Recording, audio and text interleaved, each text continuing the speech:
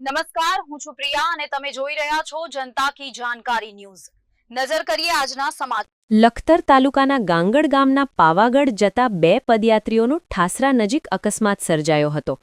લખતરના ગાંગડ ગામથી અંદાજે 40થી વધારે લોકો પગપાળા પાવાગઢ જવા માટે નીકળ્યા હતા। ત્યારે આજે ઠાસરા નજીક પહોંચતા યાત્રીઓ આરામ કરવા બેઠા હતા। તે દરમિયાન ધીરુભાઈ ગોરધનભાઈ સલૈયા તથા કેશાભાઈ પથાભાઈ બાવળિયા બંને પાણી પીવા માટે ઊભા થયા હતા। તે દરમિયાન પાછળથી આવી રહેલી એક રિક્ષાએ બંનેને હડફેટે લીધા હતા અને રિક્ષા ટ્રેક્ટરની ટ્રોલીના પાછળના ભાગે ધડાકાભેર અથડાઈ હતી।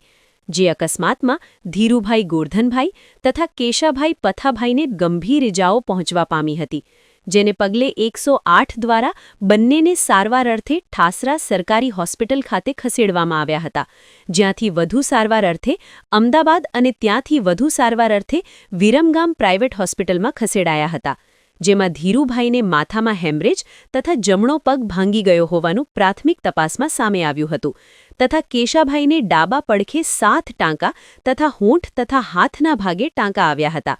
અકસ્માત સર્જનાર રિક્ષા ચાલકને પણ ગંભીર ઇજાઓ પહોંચી હોવાનું સામે આવ્યું હતું। રિપોર્ટ જયેન્દ્રસિંહ ઝાલા।